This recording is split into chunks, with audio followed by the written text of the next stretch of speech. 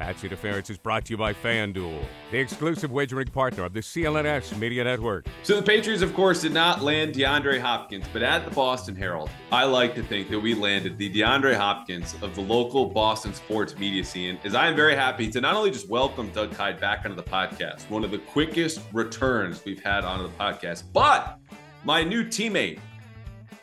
Doug, welcome to the Herald, bud. Thank you very much. Very, very happy to be joining you with the Herald. Very, very exciting stuff. I'm really looking forward to seeing what you and I can do together this year, and very, very, very exciting things on the horizon. So, could not be happier. This was great for me, great for my family, just great overall to get this opportunity. So you were a big part of it. Really appreciate it. Thank you, and can't wait to get working with you. Definitely. I don't want this to be like an introductory press conference where we just drink cliches and how great it is and reiterate the same 4 or 5 things, which, to be fair to us, we don't get a whole lot of those in New England. Very true. Introductory press conferences. But, a little peek behind the curtain. This had been in the works for weeks, if not months. And I'm just very happy we got to the finish line. And which really the starting line, obviously, for the Patriots season is we close in about a week left. We're recording this Monday afternoon. So about just over 24 hours from the time that you broke the DeAndre Hopkins news. We're going to spend a little bit more on DeAndre Hopkins to get into you in that scoop. What's next for the Patriots, what they made out of missing out on DeAndre Hopkins, which ultimately came down to money. And then I did a terrible thing, which was promise everyone on Twitter I would answer their Patriots mailbag questions, which really opened me up. But this says a lot about the audience that no one screwed us with just something where we have to pick between a rock and a hard place. In terms of answers and look back. So we have really good questions here, 9 in all. We'll get to those rapid fire. This episode of the Pat's Interference podcast, of course, is brought to you by FanDuel, the exclusive wagering partner of the CLNS Media Network. So DeAndre Hopkins goes to Tennessee, 2 years, $26 million, potential for more, I think total value of 32. You broke the news, an ultimate parting gift to A to Z Sports. It really was. What more can you add as far as the Patriots go, and maybe the difference between why he's in Tennessee versus Foxborough? Yeah, I think what it really just comes down to is money. I think the Titans had the best offer on the table, and the Patriots just weren't really willing to take that extra step, I guess, to give DeAndre Hopkins assurances, I guess might be the best way to put it, because I'm quite frankly, as far as these teams are concerned, like talent wise or upside wise, they're really not that far off. It's not like one team has an elite quarterback. It's not like, I don't know. I mean, I don't get the big sense that like Bill O'Brien had a lot to do with this. I think it was just that Bill Belichick doesn't like to overextend himself when it comes to contracts. He doesn't like to necessarily meet demands. He loves a value. And when it came down to it, the Titans had a better offer than the Patriots. And I know that might not be the most interesting answer for talk radio and all sorts of things, but maybe it is because Patriots weren't willing to up the ante money wise, but I don't know. Bill Belichick likes a value. And by this point, 2 years, 26 million, upside of 32 million, still kind of a value, but maybe not necessarily what the Patriots wanted value wise. So I'll argue for and against this. You talk about like sports talk radio, why doesn't this work? And I would listen to you and be like, how could the roster and the Patriots be as good as the Titans? And you look at the coaching staff, Bill's the greatest of all time, and they were in the playoffs 2 years ago, and Max on the way up, and Ryan Tannehill's falling apart with every passing season, all these different things. And I would say largely you're right. But again, if you look at the offers, which according to Albert Breer, I did TV with him on Sunday night, the Patriots were willing to go up to $15 million. What they weren't willing to do is go to 12 as a base salary and then 3 in incentives. Their base salary number was much lower. And so if you're DeAndre Hopkins, think of that 12 versus maybe it was 8, 6, or 10. I don't know what it is. Right. That's the difference in money we're talking about. And 15, of course, is relevant because it goes back to the Odell Beckham Jr. contract, which you and I talked about weeks ago, last time you were on. And so the opposite side of that is the value part, because you would say, we know Belichick likes a value. And in studying how he spends historically at the position, even in the 1 year where they went nuts with spending, it was not for a big number one. It was 2 for 22 to Aguilar, Kendrick Bourne 3 for like 15 and change. Okay. They spread money out there. And yet for a player of DeAndre Hopkins caliber, 2 years, $26 million was a value, and it still wasn't good enough for the Patriots, who have the 9th most cap space in the league and are spending the 2nd least amount of money on their roster right now as of July 17th. And that's the confounding part about this, is that the money should have been good enough, and yet for whatever reason, they weren't willing to match that number. And that's all I was saying. Just match what Tennessee is doing, and this should be over. To the earlier radio caller's point of the roster's better, Belichick's a better coach, yada, yada, yada. And they didn't do it. That's why they lost out. Yeah, and I mean, for Bill Belichick, I guess you can understand why you would want it to be a lower base. Like, there's obvious reasons why you would want it to be a lower base salary and higher, or reaching up to 15 million in incentives, because you want him to earn his money or whatever it is. There's also the cap aspect of it, where you would rather that money be hitting the cap next year based on the Patriots cap situation, where they certainly have the cap space right now to take on, a $10-15 million, whatever it is, salary, but it's a lot easier to absorb that money next year. So if this is an incentive-laden contract, and if those incentives are not likely to be earned, and if he earns them, then they would hit the 2024 cap. So I think that that's kind of what this comes down to. Well, let me stop at the same time, there's other ways to construct it. Putting on my radio caller hat again, and I would partially believe this, but I'll throw it at you like I'm raging fury and 100% behind it, is I just said the figure. They have the 9th most cap space in the league. That figure is around $14 to $16 million. We know these deals, particularly the signing bonus, you can configure the numbers any which way you want. Make it a 2-year deal, backload it in terms of the hit, but he gets a lot of money up front with a signing bonus. Make it a 3-year deal and have the last 2 be void years. Like, you and I kicked around all these different ideas to work.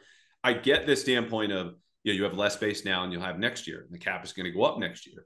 My counterpoint would be, if you extend guys like, and we'll talk about this later, Kyle Duggar, that cap hit is going to come next year, not this year. So why not spend the money now to make it happen when you have, which again, he doesn't spend money on number 1 receivers. Nelson Aguilar still to this day is the best receiver contract anyone's been handed in New England, which is bizarre because that should be DeAndre Hopkins, and it's not. Just a quick answer to that before we move on. So first of all, I think they should have done it. I think they should have signed DeAndre Hopkins. I think it would have made sense. Personally, I would have, upped the offer. I would have matched what the Titans had done. I think it would have made a ton of sense. I'm just trying to look at this as to why Bill Belichick didn't, because it's like, it's more than just like, oh, I'm stubborn, I don't want a number 1 wide receiver. Because like, they were interested. They brought him in for a visit. They offered him a contract. So then you get into, well, why doesn't he do that? Why doesn't he meet the demands? And obviously there's a method to the madness. There's probably some stubbornness involved from Bill Belichick. I think that there's also, he doesn't want to necessarily set a precedent, maybe with agencies or with players or whatever, that like, okay, if he's going to do it with DeAndre Hopkins, then he'll do it for the next guy or the next agent or whoever it is. That's got to be it at this point, right? Because like you mentioned, they had the money, they've got the cap space, there's ways to construct this. And they liked the player clearly because they brought him in for a visit and had, an offer out there to sign him.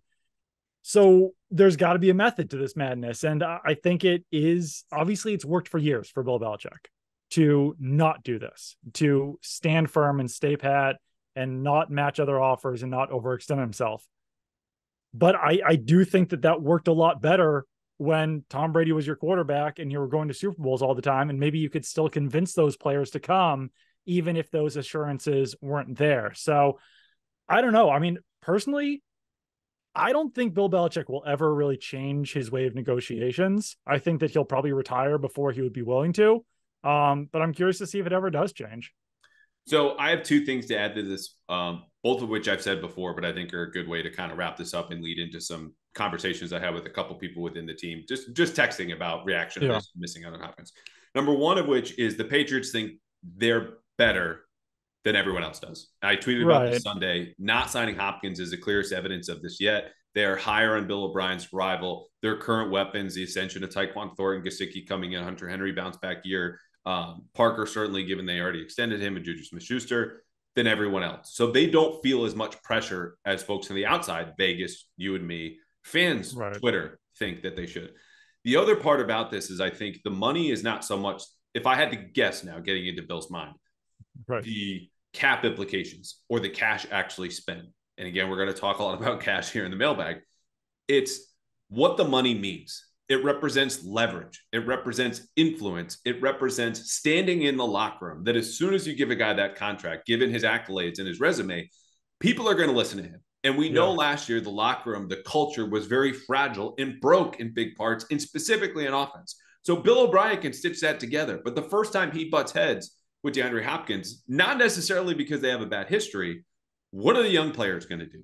Sign with the guy that they've been looking up to at that position for years, so you make all-pro teams and Pro Bowls and who's making X amount that's way more than they are, or the new guy who's kind of riding their ass for rounding off a slant?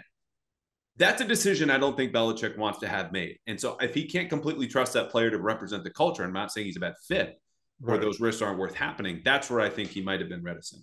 To my first point, a couple of texts I had, two people, what do you make of this, you whipped, who got back to me were, one, I'm glad this is over.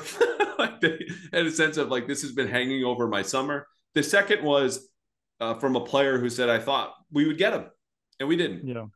But that's okay.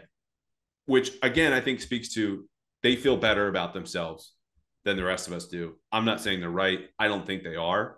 But there's a world in which they surprise everybody. And we just have to see what that looks like now, because DeAndre Hopkins is not a part of that world. Hey, you. Yes, you.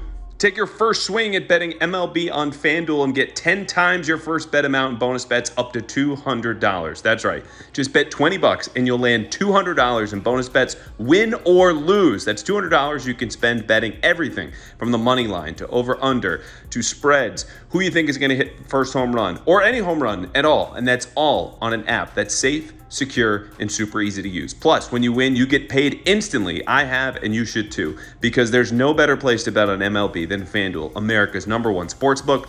Sign up today and visit FanDuel.com/Boston to get up to $200 in bonus bets. That's FanDuel.com/Boston. FanDuel, the official partner of Major League Baseball.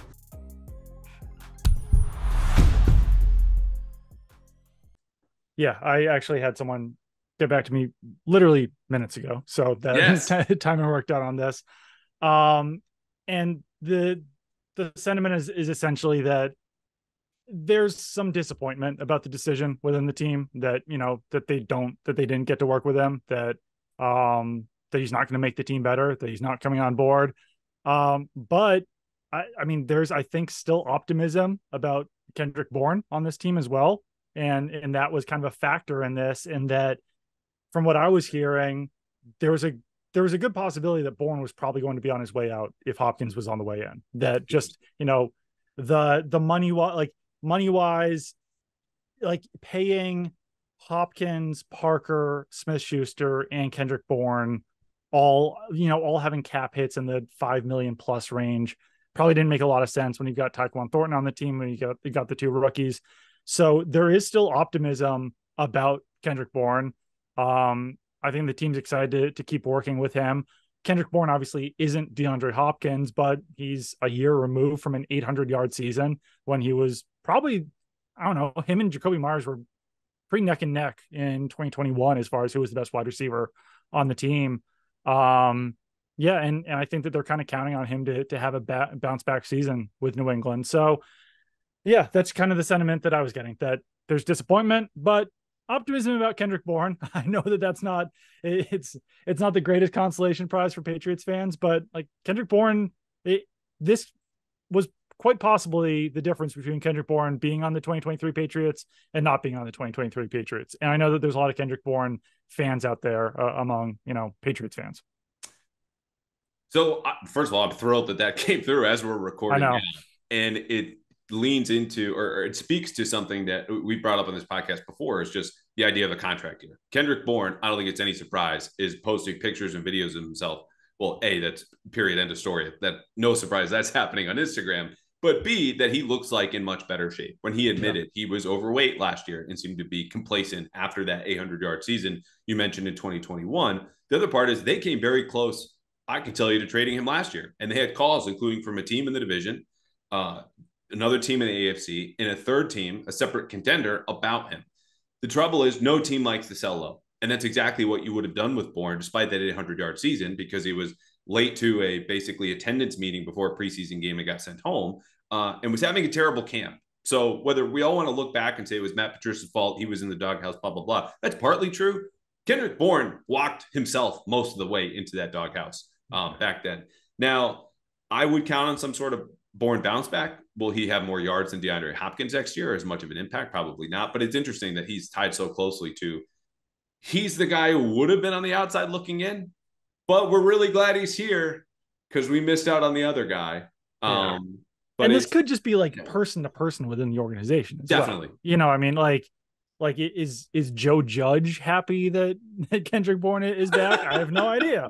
These are person to person conversations that we're having. It's not necessarily like this is what the entire team thinks. So and we had three different perspectives in the people that have gotten back to us so far. So that's I think that speaks to it. All right. Anything else on this that we're missing? Let me you answer first, and then I have one more question actually. About anything else? Yeah, just or anything about the scoop, anything you picked up on, anything that's been overlooked or under discussed. I think the timing of it was interesting. I think it's a good timing for DeAndre Hopkins to get into Tennessee, a week and a half before all this starts. And basically from what I know, everything really picked up over the last 4 to 5 days, something like that.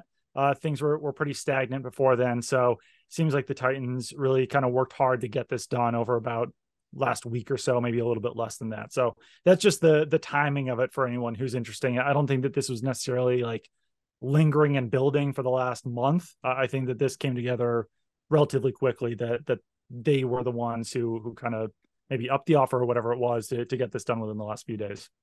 Gotcha. That makes sense. And there are things we haven't mentioned before that I think you can hear in other places. The Patriots are acting like they're still contenders in terms of take less money versus the top offer you have because you come play for Bill Belichick, and that just doesn't sell anymore. You're 25 and 26 for the last 3 years. But like I said, that's been mentioned before. The last thing I'll ask you is this, and then we'll go to the mailbag.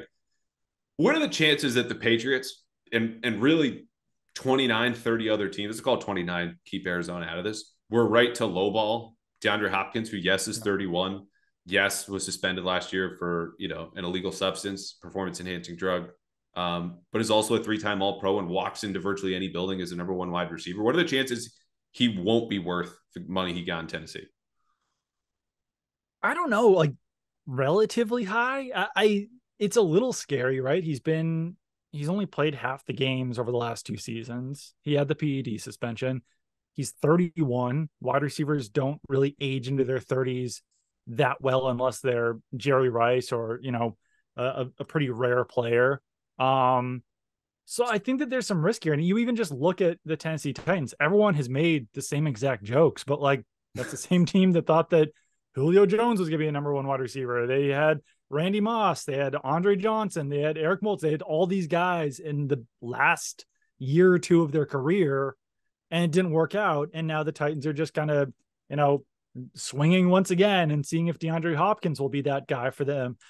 I think it's a low enough salary. I think it's a cheap enough deal where I don't think anyone's necessarily going to be laughing at the Tennessee Titans for making this deal. I don't think it's going to be an outright disaster, but I don't know. I mean, is my expectation that he'll get 1,400 yards and 10 touchdowns, or that he'll get 800 yards and 5 touchdowns? I'd probably lean a little bit more towards the 800 yards and 5 touchdowns, right? Like that's probably the more likely scenario, since that's what's happened over the last 2 years for one reason or another.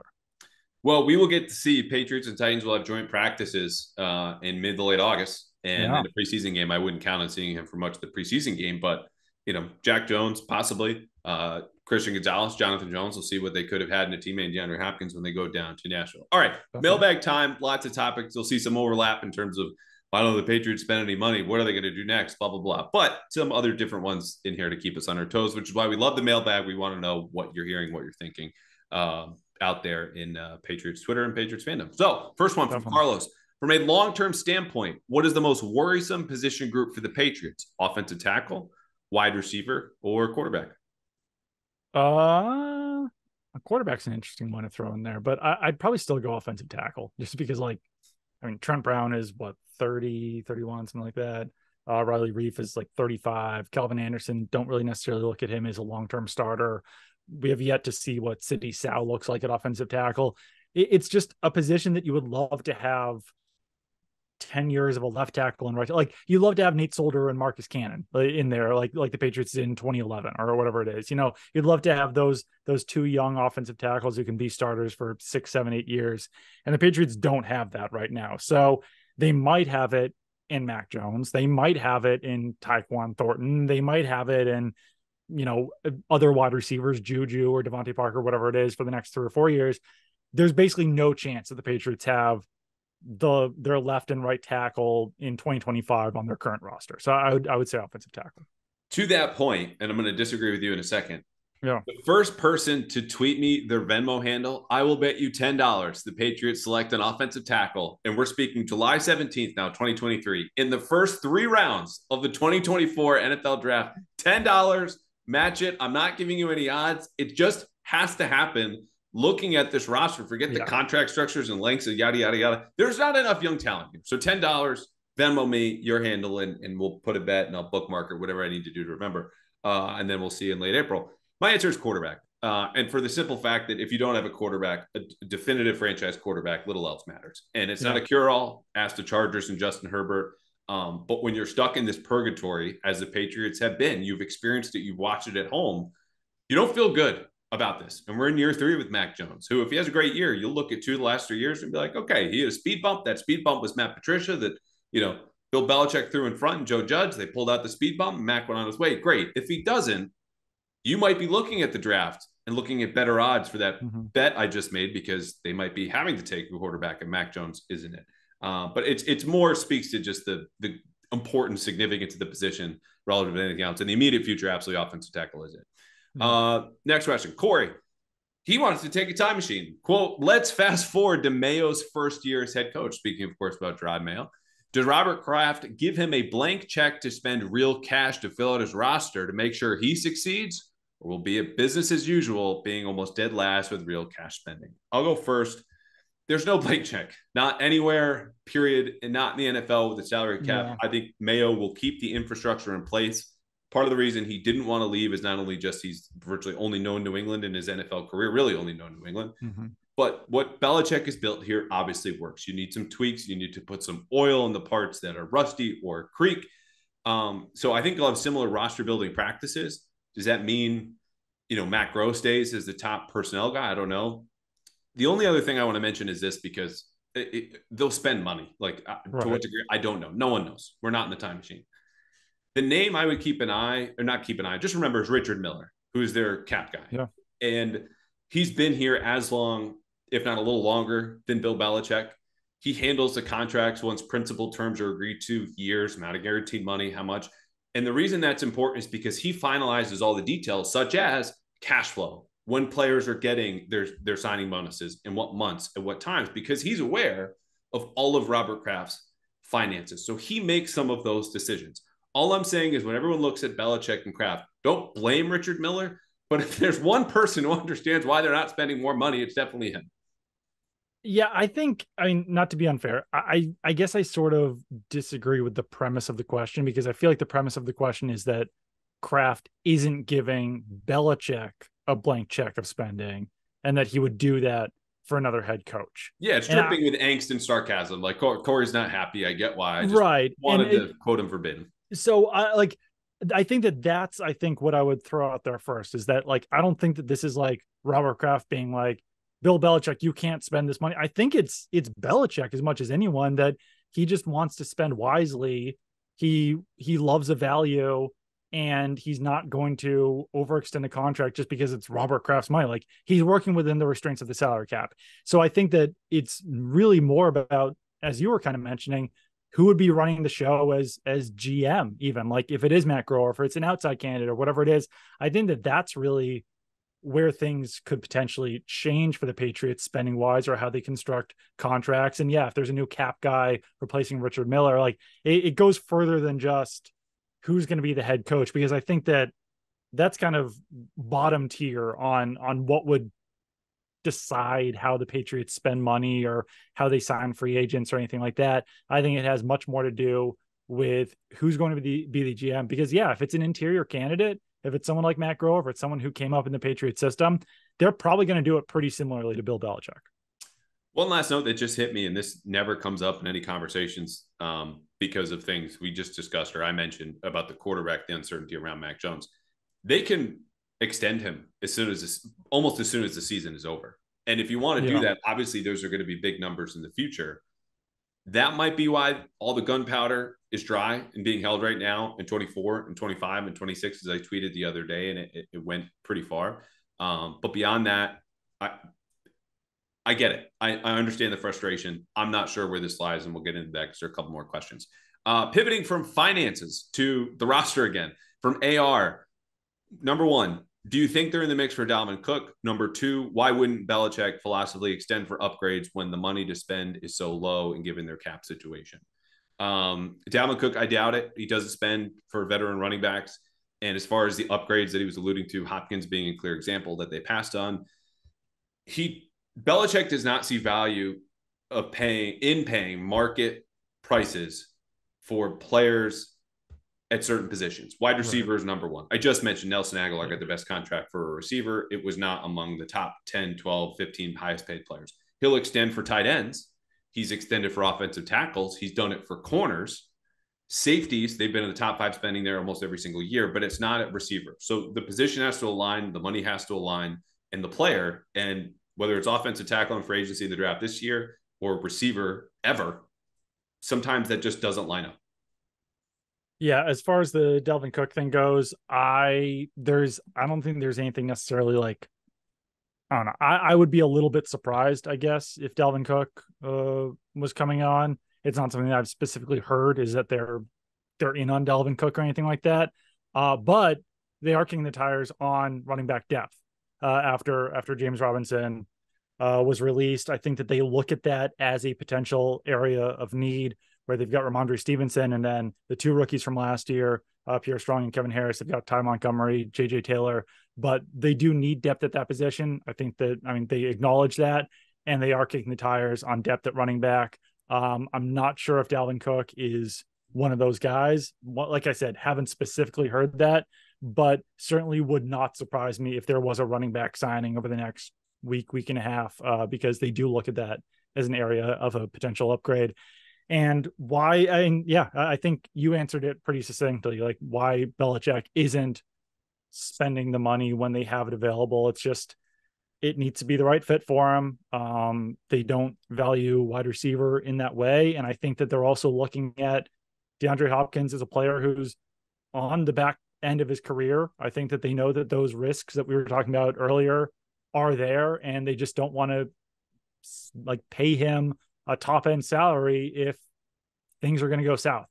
So I think that they really do protect themselves as much as possible with those contracts, especially for older players. Just to reiterate one more time for folks who are listening, well, they don't want to spend here. They don't want to do that. They don't pay top price for those positions. We empathize, okay? Our lives, speaking so selfishly, would have been a lot more entertaining and a lot more fun if a player like DeAndre Hopkins was out there in the practice field and we're sitting in the heat, taking notes, writing and doing interviews after. He makes our lives more fun and enjoyable. We're not rooting against anything except for the football to be good and the storylines to be interesting. He would have added to that. So when you sit at home and go, why don't they do this? And our explanations don't suffice. We understand, but these are our best guesses. So if it frustrates you, we'll move on. Speaking of which, Matt wants to know, what are the chances they look for outside help at offensive tackle? And are there any good options left in free agency? Or he mentions trade or release, but if you have a good offensive tackle, you're not doing either of those options. Yeah, I just don't think so. I think that they look at that position differently than everyone else. I think that they feel like they're like in good enough shape because they did sign Riley Reef. Like they signed Riley Reef for a reason. They signed Calvin Anderson. So they signed Calvin Anderson for a reason. They drafted Sidi Sow in the 4th round for a reason. I think that they didn't draft an offensive tackle higher based on those signings of Riley Reef and Calvin Anderson. It's not like they signed those guys with the idea that they weren't going to play or that they didn't like them. Like I know that Patriots fans might not like Riley Reef and Calvin Anderson, and I certainly don't feel a lot of faith in those guys being the top options at right tackle if Trent Brown's at left tackle. But that's the reality of the situation, is that if the Patriots wanted to do something more, they would have done something more. They didn't. And now I just don't think that there's better options out there. And I don't think that they think that there's better options out there. If they could somehow get Jonah Williams for a sensational deal, yeah, sure, maybe. But that just doesn't really seem like it doesn't seem feasible. It doesn't seem reasonable for that to be happening. If it does, then that's great for the Patriots. They lucked out. But I think they made the signings they did for a reason.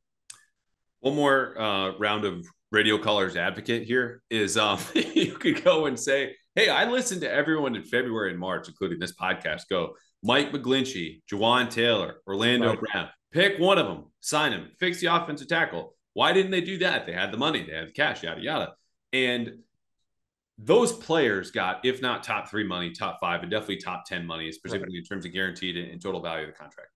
If you whiff on those players, if you miss, as the Patriots experienced with Jonnu Smith, okay, that hurts you from a cap and a cash standpoint. So I think they're feeling the lingering finger burn on the hot stove and still shaking their hands going, if we're going to miss, it'll be with less risk. Is that the right approach considering the state of your offensive line? Is it the wrong one?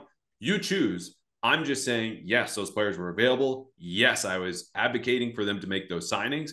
But Mike McGlinchey, I don't know about you, Doug. I don't think he's top 3 tackle. I don't think he's a top 5 tackle. I don't think he's a top 10 tackle. And Juwan Taylor is not a very good run blocker, and Orlando Brown is probably on the fringe of top 10.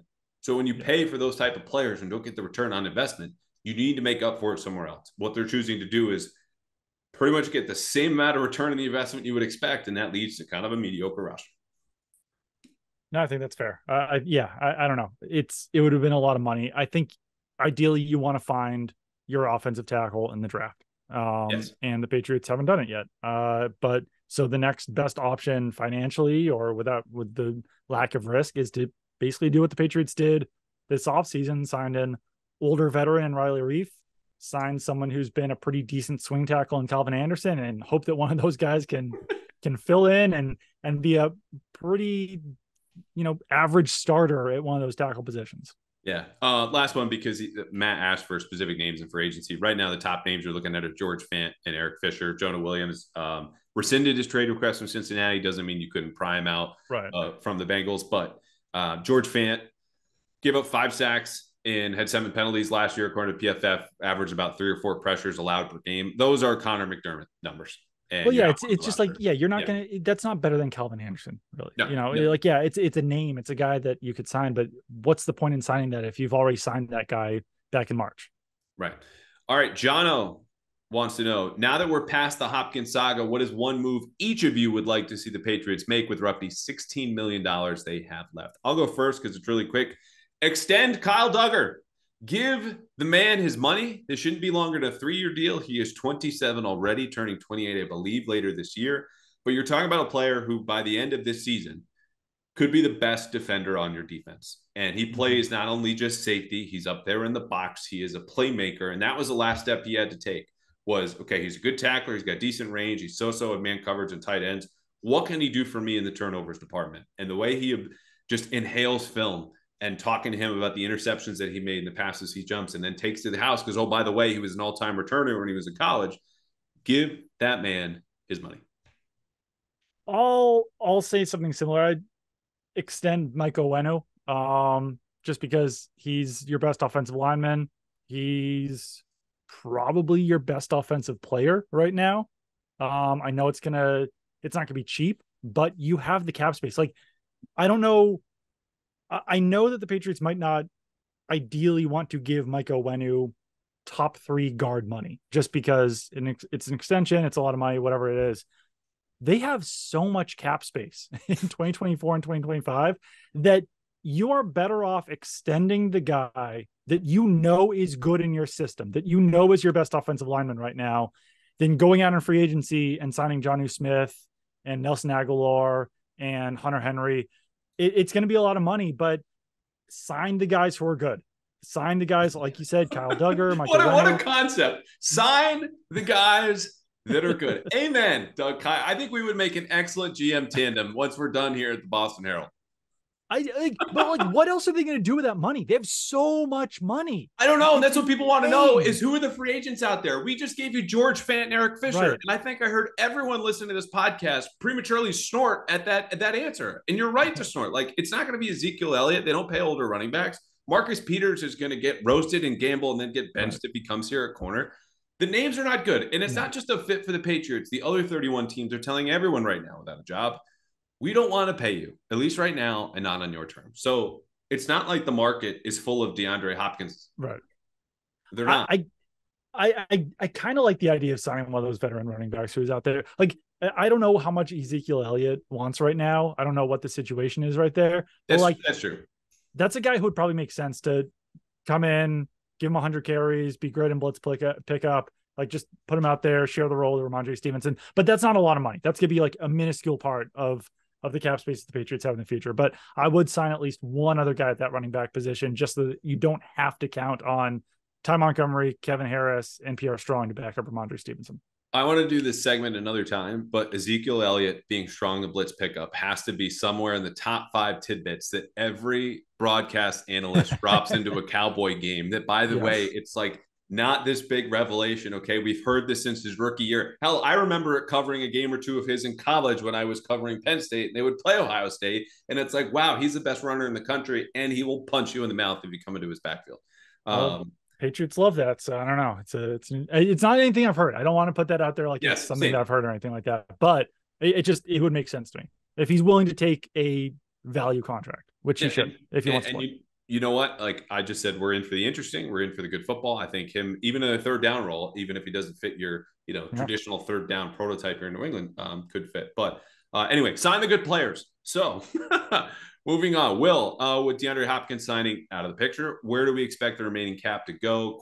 Corner seems like an easy answer. Any old lineman worthy of a look, or is it corner or bust? We just covered the old lineman, George Fant, Eric Fisher. Take your pick or just sit at home. It sounds like the Patriots are going to sit at home. I don't, again, think they will go for a player like Marcus Peters, the best cornerback available. So it's in-house expenditures. And of this $14 to $16 million, I hate to break it to you, the likelihood is they're going to roll this into the regular season for guys that want to sign off the street, any trades, future flexibility, or extensions. And that's typically what they do is holster that amount of $10 to $12 million. Yeah, I'm not expecting anything major. I know that people look at that amount of cap space and say, like, why wouldn't they do something with it? Why don't they want to get better? It is like you want at least half of that to carry over into the regular season just for those reasons. Players going on IR, like all those extra things that you have to spend on in the season. Per game roster bonuses is another big one that I always forget. So I just had to put that in there. Yeah. So beyond that, it is like, if you sign 2 players for $3 million, I'm not saying that that's necessarily going to happen, but like if they sign Ezekiel Elliott or Leonard Fournette or one of these like running backs plus someone else, that eats into that cap space pretty significantly. So I wouldn't expect anything major. I don't know if I even expect them to sign 2 guys who cost $2 to $3 million, but those are the type of moves that I would expect them to make more than like, all right, let's trade for a guy who makes $8 million. I don't necessarily see that happening right now. All right, 2 more. Jason, we're going back to the money problem. What is your, quote, honest opinion, end quote, as to why the Patriots refuse to spend money? And do you think there's a chance that we'll go on a spending spree next offseason if Mac looks good this year? Honestly, I know you mentioned this is all about Belichick and wanting a value, and I think that's probably most of it. But this is still a mystery to me because Belichick specifically mentioning to Karen Guregian, the last question of our end of season press conference, Zoom, whatever, back in January, when she mentioned, hey, you had a spending spree 2 years ago. Do you feel like you got your bang for your buck? Which most people would say no. But our feelings, as we've detailed, don't always align with that of the head coach of the New England Patriots. So what does he have to say? And what he had to say was, well, that's just a snapshot. It's not entirely accurate when you take a 3-year picture. I'm now, fudging his words a little bit. But basically, if you change the window with which you're looking through, we were 27th in cash spending. And so pick your endpoints, which for the most part are arbitrary, and the picture looks different through that window or that timeline. So to me, I think if you're upset about this, and I think fans have a right to be mad at both Belichick and Kraft. But I would lean a little bit closer to Robert Kraft, even though he's on the record saying, I've never put a limit on Belichick, because ultimately he's the boss. He has the power in the decision-making. He doesn't want to meddle. he still can in his own mind, because he did earlier this offseason. We saw it. Changes to the offensive coaching staff, not something, maybe Belichick would have done on his own. Maybe he wouldn't have. The statement, sure as hell, Belichick would have not initiated and released about being in contract talks with Jerod Mayo, let alone not signing him and opening an offensive coordinator search. He's involved himself. He can involve himself. What he also wants to do, and I'm not accusing him of lying, is always align himself with the fans. So when he puts it in Belichick's lap, he's doing what the rest of us outside of Foxborough did, from a media standpoint, from a fan going, Belichick screwed this up. And he's saying, well, I'm giving all the tools to fix it, because it's in his best interest to stay in good standing with the fans. And so that's something to always keep in mind when Robert starts talking. It says, I had my butts in those cold bleachers of Foxborough Stadium just like you, and then I just happened to buy the team, and I'm still that same old fan. And I believe that mostly. But he's a smart businessman who knows how to handle himself from a PR standpoint. And there's definitely part of that going on here. Yeah, and as far as what I expect the Patriots to do next offseason, I think regardless of whether or not Mac Jones has a good year or not, they have to spend money next year. And they're probably going to have to go on, maybe not the same type of spending spree as they did a few years ago, but I mean, currently as it stands, they've got the most cap space in the NFL heading into 2024 with over $110 million. And then in 2025, they have $223 million heading into that year, also top in the league. And in 2026, number one, $293 million in cap space. So we'll see what those the cap actually looks like in the future. But I mean, if you're just looking at next year, say they want to carry over $15 million, that's still almost $100 million that they're going to have to spend on their 2024 cap between now and then. So obviously there's going to be some, in-house extensions, the ones that we talked about before, but there's also going to have to be some pretty hefty free agent signings, unless they acquire a quarterback who's going to be being paid $50 million a year, or whatever it is. I don't know. Yeah. Basically though, they almost have to spend money in free agency next offseason just to fill in the cap for 2024, 2025, 2026, and to fill in that cash spending that we're talking about already. I'm done talking about the cap and cash. And I understand I had the tweet, and it's information that was just discussed well before I tweeted, and we'll talk about it more. But I'm glad we're going to end on this question, no offense to Gary, it's not a great question because I just think he's a little off base here, but I'll read it anyway. From Gary, quote, in general, the media is worried about the wide receiver group because of the injuries in OTAs, but the exact injuries were not known. That said, why are so many not acknowledging the 6 weeks between the next time that they see the receivers? Gary's talking about the end of minicamp till the start of training camp, when human beings generally heal if they're injured. From the time we didn't see those receivers and assume no change in health. My concern, Gary, is actually not about Tyquan Thornton sitting out because he pulled something during OTAs, and Juju Smith-Schuster still being a little nicked up after a very long playoff run with the Kansas City Chiefs. My concern with the receiving group is I don't trust Juju Smith-Schuster as a number one option, and especially when he's not working across from an all-pro, which his two most successful seasons, his two best seasons statistically, across from Travis Kelce last year and Antonio Brown back in Pittsburgh. I do not trust number 2 Devontae Parker to stay healthy, and I do not trust Kendrick Bourne to be a consistent number 3 or even number 2, which he'll have to be when Parker misses time, or maybe Juju's just not a seamless fit in this offense.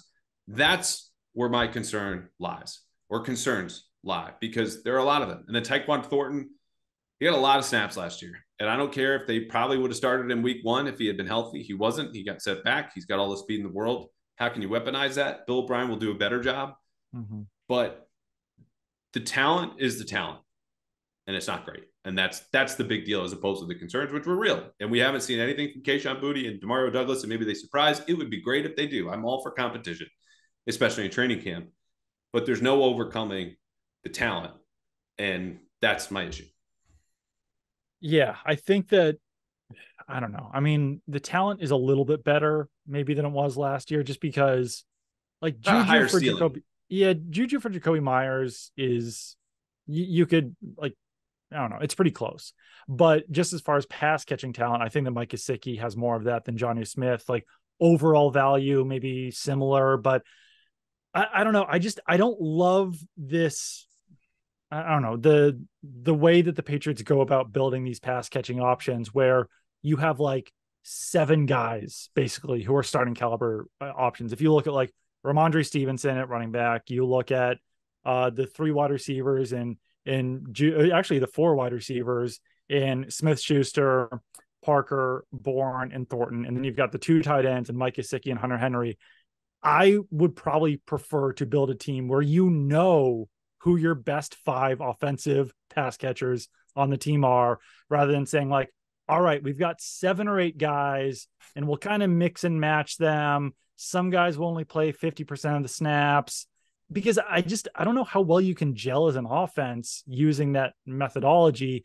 I think we saw that a little bit last year where like Kendrick Bourne's playing 40% of snaps and doesn't really know what his role is. And Tyquan Thornton's out there for like 60% of the snaps, and half of them are just, running routes to take the top off the defense with no chance of catching a pass.